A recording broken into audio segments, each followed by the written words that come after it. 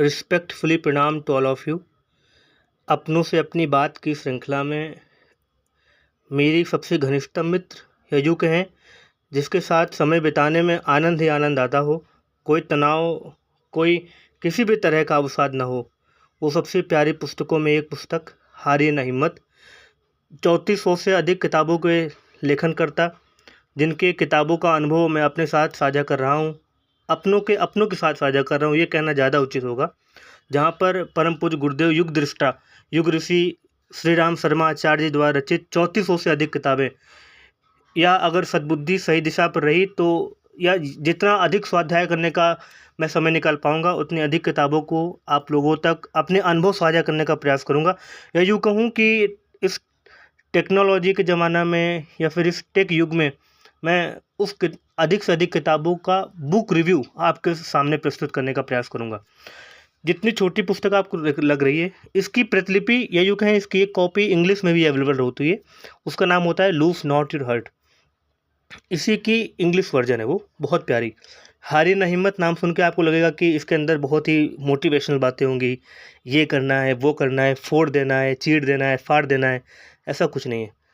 इस यूट्यूबर्स की दुनिया में ये किताब आप पढ़ने के बाद प्रतिदिन के हिसाब से यह किताब लिखी गई है। और इस वर्तमान टेक युग में जब आप इस किताब को पढ़ेंगे तो हर दिन आपको एक अलग सा अनुभव प्राप्त होने का अवसर प्राप्त होगा, शब्दों का समुच्चय इस प्रकार अगर किया जाए तो।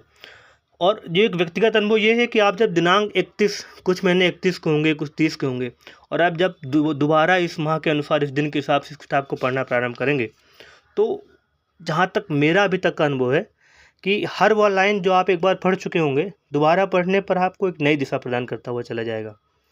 तो इस किताब को ज़रूर पढ़ना चाहिए। क्यों पढ़ना चाहिए? दिन की शुरुआत करने के लिए इस किताब को पढ़ना चाहिए। छोटी छोटी लाइनें हैं, छोटी छोटी चीज़ें हैं। जैसे आज 23 तारीख है, 23 अगस्त 2024। तो मैं अगर इस पुस्तक के हिसाब से दिनांक 23 की ओर लेकर के जाऊँ तो दिनांक 22 है ये, और ये रहा दिनांक 23।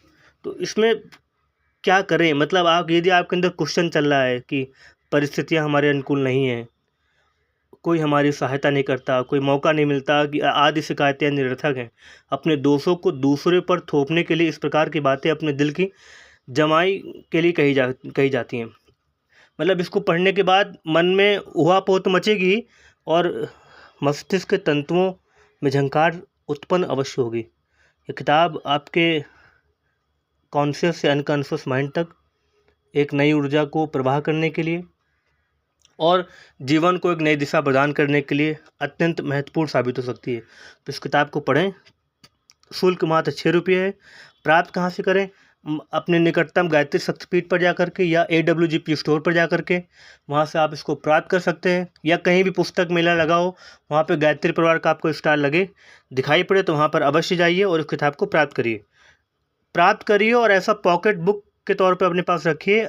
आप भी पढ़िए और अपने दोस्तों को भी पढ़ाइए। क्या पता किस दिन वो एक लाइन को पढ़ के उनकी ज़िंदगी में एक परिवर्तन आना प्रारंभ हो जाए। तो इसी भाव के साथ एक बार पुनः से अपनों से अपनी बात में एक बार पुनः से आप सभी का स्वागत है। एंड पेशेंस के साथ यहाँ तक बने रहने के लिए आपका हृदय से धन्यवाद। मैं महाकाल से प्रार्थना करूँगा कि एक नई किताब, या यूँ कहें कि एक नए बुक रिव्यू के साथ आप लोग के समक्ष उपस्थित होऊंगा। बहुत बहुत धन्यवाद। प्रणाम।